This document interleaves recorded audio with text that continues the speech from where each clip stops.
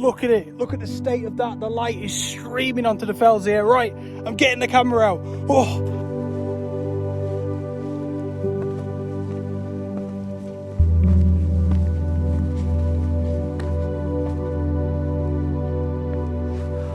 Oh, hello ladies and gents. Welcome back to the windy Lake District. Lovely to have you here again. And this evening, a nice simple plan. I'm hiking up a Wainwright as part of my series to hike up all of them to hopefully try and get a nice image during the golden hour or sunset. We'll see how we get on. And I've got one specific thing in mind, as I usually do this time of year. And that specific thing is draped across the top of Fleetwith Pike, which is our Wainwright and our final destination today. That is the heather. I absolutely love photographing the heather. And that's us kind of into August now. And I haven't really been around much of the heather, but it should be pretty much within its peak now. And yeah, I just love using it as foreground interest out on the fells, especially because obviously when you start coming up mountains, you're going to get the big grand epic views. And just to tie things in with the heather down in the foreground, I love it. And I've loved it all of these years. And I always like it. Do you know why? Because I always feel sort of come August, summer is maybe starting to grate on me a little bit. I don't feel so bad this year. I'm just cracking on with it.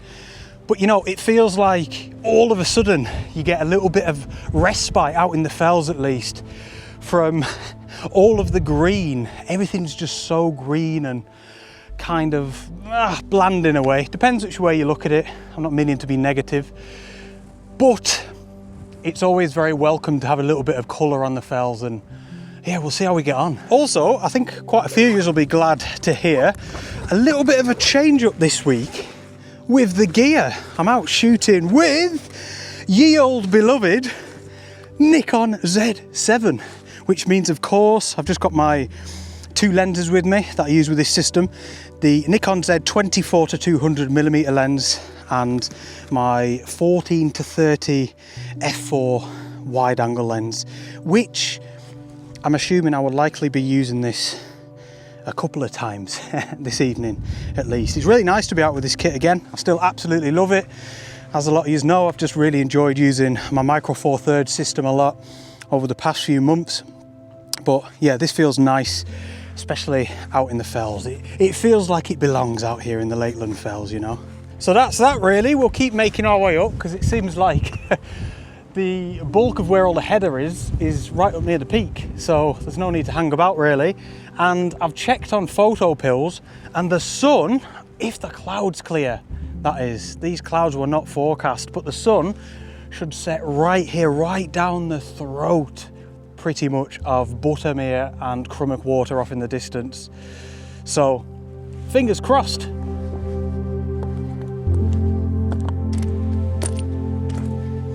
Well, I said before the clouds weren't flipping forecast, neither is this wind. It's flying in from the west, man. Right, I've actually only come a little bit further and we've hit a load of heather. And this is me showing you it now, upon me just discovering it. Loads of heather. We've got, I think it's a mountain ash tree, a rowan. And then off in the background, you could see here, we've got the incredible jaggedy peaks of haystacks. And all these clouds, in this direction at least, are making for a really nice scene. So I'm gonna have to try and work with something here.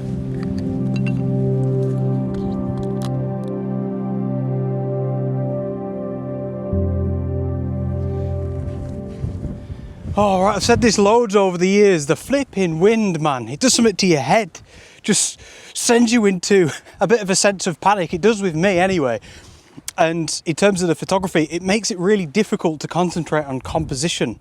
I feel like I want to try and get in and out, job done, you know, but I need to take my time, especially with the wide angle lens, because naturally there's a lot in the frame. So what I've tried to do, as I always do with the wide angle lens, is figure out the background first, because that tends to be the easiest. I'm going to have the jagged peaks of haystacks, some of the clouds, and then like, I mean, that's pretty much it, the whole fell side. And then we come further into the image closer to us and we've got the rowan tree. And then I've just been trying to move around this section here where we've got all of these crags and all of this heather. I mean, look at it, it's so rough. There's so much to work with, plenty of different sections. And I've kind of narrowed it down to this little area here that I think looks quite nice. It's a nice little section here where obviously I've got the wide angle lens so close to a couple of bunches of heather here. In fact, this section that you can see here is going to be the primary bunch of heather. And look at it, look at the size of it. It's about the same size as my hand. And it just shows you getting in close with the wide angle lens down in the foreground is such a wonderful technique. And as far as I'm concerned, it is exactly how the wide angle lens should be used. So nice background, pretty decent mid-ground. Yes, it's a little bit messy, but as I always say, it is just nice to get an image on the memory card.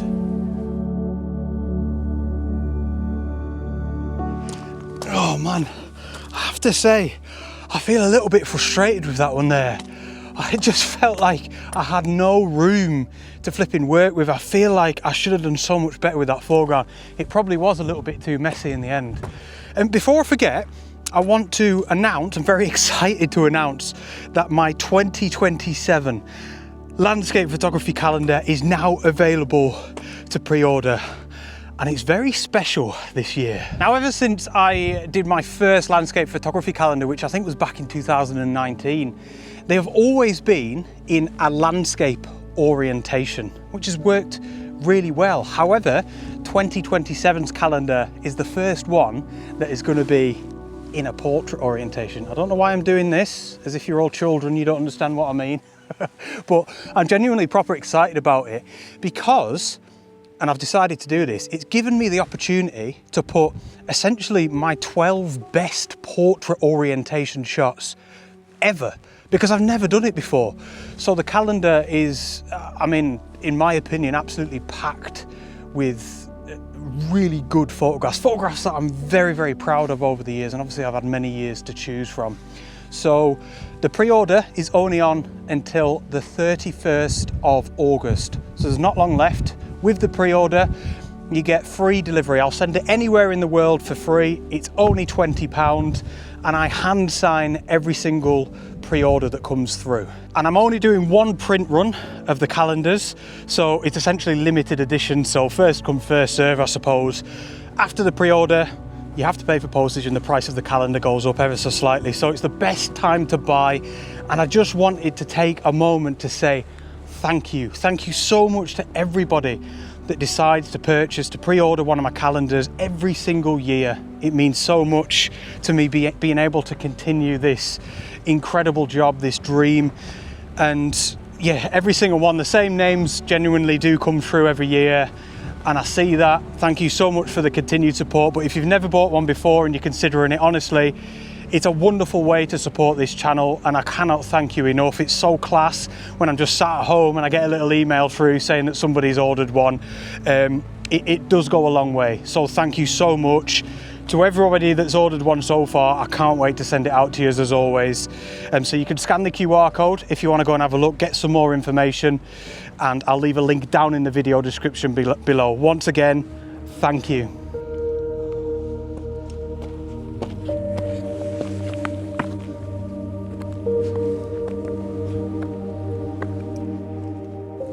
I'm just going to stop here briefly because I feel like there's an opportunity to get a really simple photograph. One that I always like to say, or a type of photograph that I always like to say, is just your reward for actually, I suppose, going out hiking. You know, obviously, goes without saying, if you're going up flipping mountains, you're going to get nice views, which doesn't necessarily make a good photograph, just being up on the side of a mountain, but I feel like it heightens the old chances a little bit, and this is looking decent. It's very much a bit of a low-hanging fruit. It's just heather on the right-hand side with some nice crags. I love that kind of colour contrast, I suppose, between you know, the heather and the rocks, bland versus vibrant. It always looks so wonderful together. It feels like it's meant to be, you know, I love it.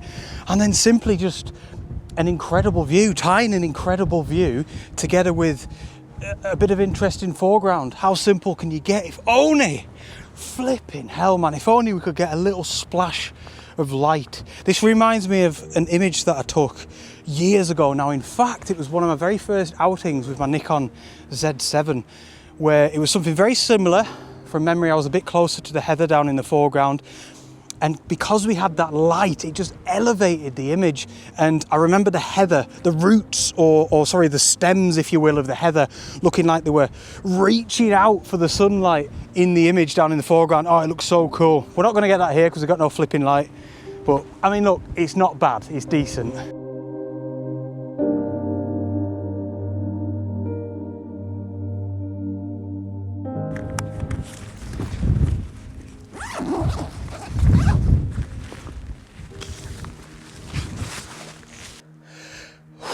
Oh man, didn't like that photograph. Again, I'm starting to feel even more frustrated. You know, you just expect a bit more out of yourself, you're demanding more. But I mean, oh gosh, look at this. Look at the spectacle. It is just everywhere, it's wonderful. And I mean, yes, I could blame the lack of light. There's an element of truth in it. I feel like the heather, more than many things out in the fells, are quite dependent on having light on them. You know, it really increases that vibrancy. That's why I flipping came out tonight, because the forecast was for there to be light, and oh, it's always the way, isn't it? But I mean, at the end of the day, get a look at the spectacle. And I know I sound like a broken record, I say this all the time, but look where our cameras bring us. I don't mind a hike. I like hiking, I like the outdoors, but photography is the passion, and without that, honestly, I know myself, I just wouldn't be here, or I'd be up places like this a heck of a lot less. And I'm so thankful to photography for these moments. Okay, here we go now. I have got an idea here, and it is already just feeling a little bit more promising, and ironically, I'm taking off the wide angle lens and we're going with the 24-200. I would likely say I'm still going to be shooting quite wide, but you know, when you just stumble upon a scene and the composition just starts creating itself in front of you, it's like you don't have to do that much work. But we've got Warn Scale Beck, I think it is, down there, the kind of waterfall that's running down from Haystacks. The clouds are decent. Am I going to moan about light again? Probably at some point. But this, just like the 2027 calendar, by the way, is going to be in a portrait orientation.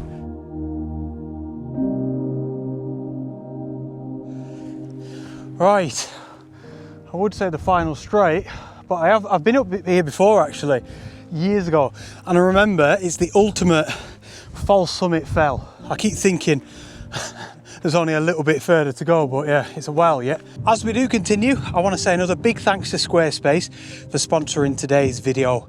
If you've never heard of them, Squarespace is an all-in-one platform that you can use to build your own website. So you head onto it, you choose one of the wonderful templates that they've got, add some text, add some images, and you'll have your own website up and running. Of course, it's lovely to have a website just for the sake of it, to send people to. However, you can also sell things through your Squarespace website as well.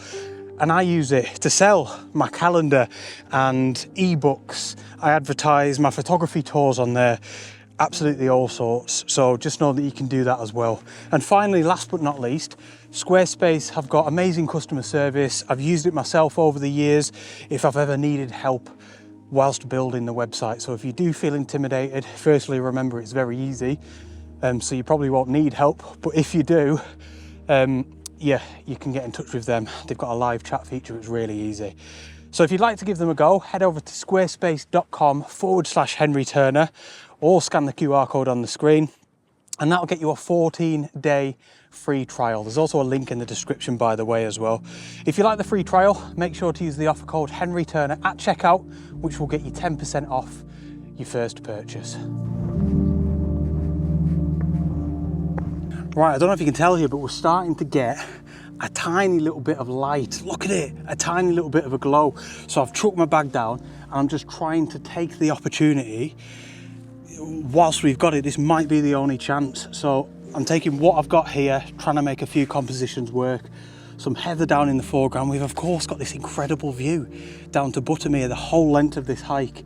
So that is a positive.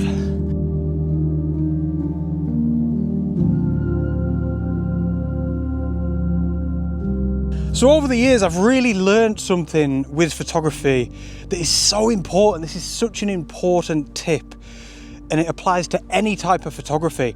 We often go out with a certain plan to photograph something very specific. So obviously this evening I've come out to try and photograph the heather, and that's all well and good, but you mustn't get tunnel visioned on that one subject. Because at the end of the day, that's all that it is, just one subject, just one element of a wider landscape, and you could be missing hundreds of other opportunities. So here, for example, I've looked right back towards the incredible dome of Great Gable, and I think beyond that, through many a valley, we've got what I think must be Lingmel and Scarfell. It is looking moody back there. So 24 to 200 lens still on. I'm zooming right back there, about 180 millimeters or something like that. Not a single piece of heather in the photograph. I mean, there probably is right off in the distance somewhere, but it looks wonderful. And all it took was a couple of seconds of looking away from the heather. That is my type of photograph up in the fells.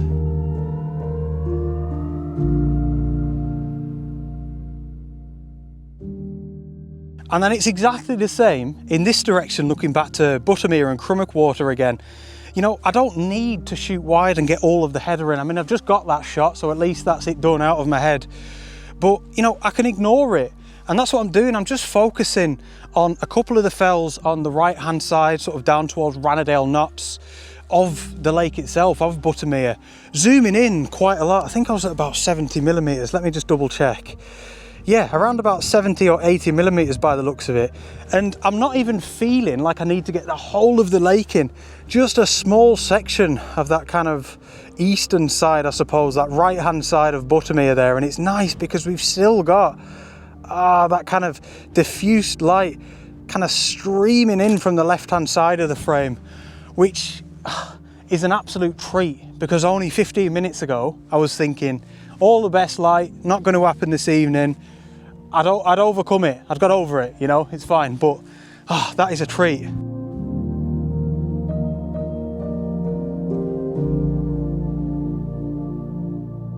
Right, no rush or anything, but I want to make a little bit of progress now, because old Fleetwith Pike is still a little bit of a way away and it's looking quite intimidating. So yeah, time to make a little bit of progress and gain some more elevation.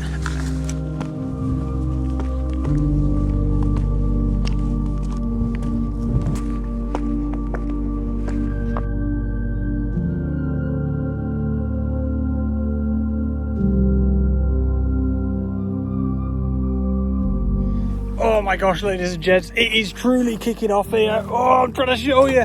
I've got to get my camera out here. Look at it. Look at the state of that. The light is streaming onto the fells here. Right, I'm getting the camera out. Oh, how does landscape photography work like this? That's not even going to last long either. I've managed to get the camera out rapid. Do you know what I did? I just calmed myself down. I was like, well, I can't control that, so I'll just take my time getting everything out rather than like flipping flying about the place. It was not easy, let me tell you. Look at the state of that. That is absolutely beautiful. So I can't faff here. I can't run down there. I can't go left and right. I just feel like I can't do it. I've got to work with what I've got here and now. So I've got reasonably low, as you can see here, and I'm just simply using this path with all these bits of slate leading us out into it all, man, that is unreal. And then we've got the heather down in the foreground. We've got the light hitting the heather. We've got the light shining straight into us here, man. This is unreal. So probably goes without saying, but wide angle lens. And this is one thing, maybe not that much, but this is one thing that I always say, about the wide angle lens. Look at it. It's pointed flipping down at what, 45-degree angle, something like that there, because it's all about getting that foreground in. Oh, that is nice. And then the only other thing that I'm doing here, technically speaking, is making sure that I bracket the shots. Oh, that is it. I want to make sure that I've got a good amount of dynamic range for this photograph. I probably will only end up using one of the images anyway. The sensor is unreal on this Nikon Z7 camera. Another thing that I might try and do is stop down, see if I can get a bit of a sun star as well. What a treat. I cannot stress to you how much I am not exaggerating this. That was 4 minutes maximum. And fortunately, you're going to see the image in a minute, but I'm in what I feel is probably the right place at the right time. What more can I ask for? Especially based on what I wanted out of this evening. I wanted the heather, I wanted the light, I wanted the big grand view, and I wanted to use the heather as foreground, you know, with a wide angle lens. I can't fault it too much. I just hope that I got the image right technically. The sun star looks quite good on the back of the camera, and I hope the composition's okay. Yes, it's a little bit typical, but I will take that all day long, man. I really hope you like this last image. Thank you so very much for tuning in, ladies and gents. As always, I appreciate your support very, very much by just watching these videos. But like I mentioned before, if you'd like to go a little bit further and support what I do, pre-ordering my 2027 calendar is an incredible way to do it. It really does go a long way in helping this YouTube channel. So, you know, if you've enjoyed anything over the years, yeah, it would mean the absolute world to me. It is a beautiful product. I cannot wait to send it out to you. And like I mentioned earlier, the pre-order's only on for another 3 weeks or so, a little bit less. And during that pre-order period, it's free postage anywhere in the world. I'll send it out for you. So it's only 20 quid, that is it. And you get a wonderful product and you get to support me if that means anything to you. And I will sign it as well. But yeah, there'll be a link for that down in the description below, or you can hit this QR code that's been up on the screen, or just go over to my website, you'll see it over there. Thank you so much. I can't wait to send them out to you. Thanks a lot to everybody that's pre-ordered one already. There's actually not that many left, genuinely. But yeah, hope you like this last image. Thanks again, ladies and gents. Please comment down below. I love to hear from you. If you've got a quick second, hit the thumbs up button. I'm asking a lot of you here, but that also really helps. And subscribe if you haven't already. See you on the next adventure. Out.